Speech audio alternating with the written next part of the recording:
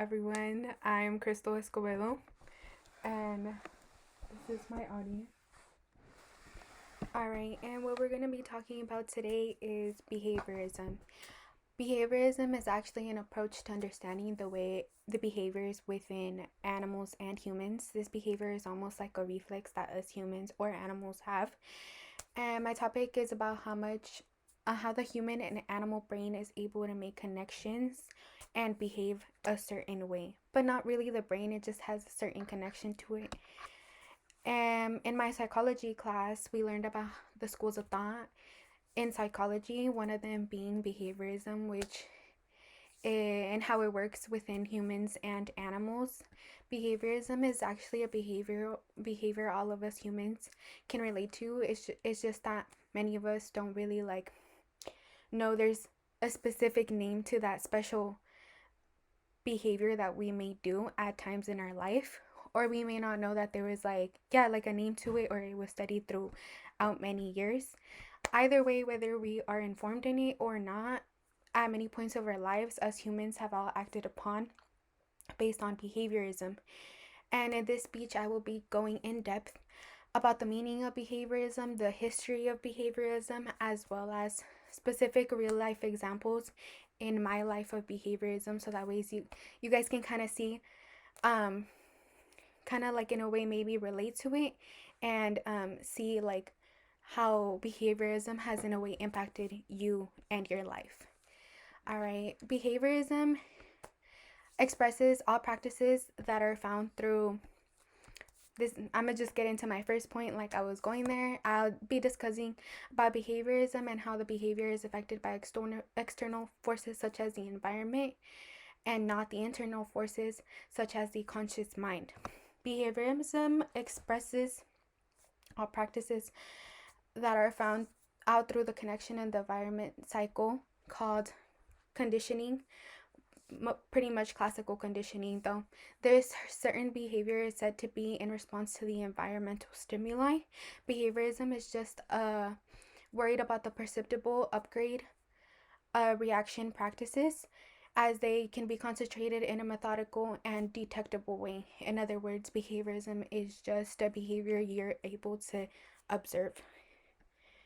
All right, to quote McLeod, to summarize, like McLeod said, to summarize, classical conditioning, which was later developed in a way by John Watson, involves learning to associate an unconditional stimuli that already brings out a particular response with a new conditioning stimuli, so that the new stimuli brings out the same response.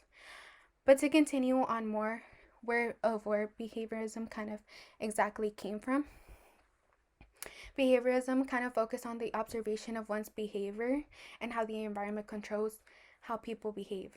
Like Russian psychologist Ivan Pavlov was the one who introduced the theory of classical conditioning, which later goes into behaviorism pretty much. He believed that due to unrelated stimuli, it can cause one to have an involuntary response to it. For example, I'm gonna go ahead and explain his experiment and how he kind of like experimented with behaviorism as he was trying to get more familiar with it. What he did was get two dogs. It was actually a couple of dogs. I'm not exactly sure how many dogs exactly, but he pretty much observed that every time he would bring food out to dogs, they would begin to salivate, right? Us humans do too in a way. They would begin to salivate, and what he started experimenting with is he started ringing a bell actually every time right before he was going to give the dogs food, which later on, like, the dogs in a way kind of like connected the bell with the food. So sometimes he'd even like just ring the bell, they would already begin to salivate, even though they haven't even seen the food yet. And I guess you could say that was kind of his experiment. Like, sometimes he wouldn't even bring them any food, but he would just ring the bell, and they would already kind of be like, oh, food. They would just kind of think of that and begin to salivate.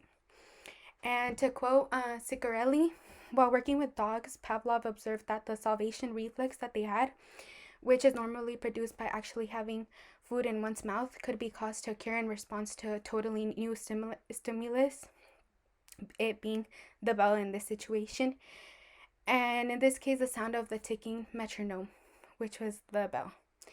All right, and to pretty much get into my last point, um, this is exactly how behaviorism kind of played a role in my childhood, because I started to make like certain connections based on past experiences.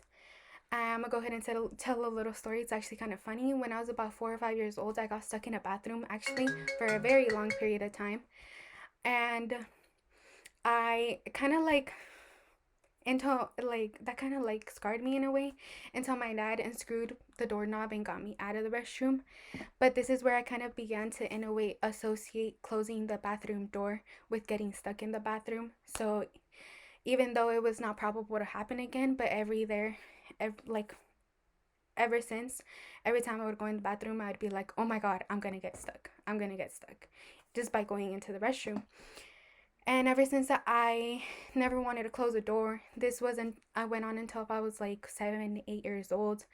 I always had to like kind of leave the door barely open, or I had to take an adult with me for me to feel safe, for me to actually close the door. And I eventually realized, like, started to comprehend as I was older, that I guess you could say that was not a real fear, but that kind of took a lot to get out of, because my brain was not my brain, I'm so sorry. I was already like making that connection with getting stuck. I had already made that connection, since it kind of like made a big impact in my life, I guess you could say. That little act made a big impact. I like automatically made that connection and thought that was going to happen from there and on. But it was kind of really hard to get out of. But I mean, coming into conclusion on behaviorism, it's something interesting. Really, honestly, we should all get to get more familiar with, because we will understand like why certain behaviors are provoked in a way based on our environment or situations, specific situations in our life.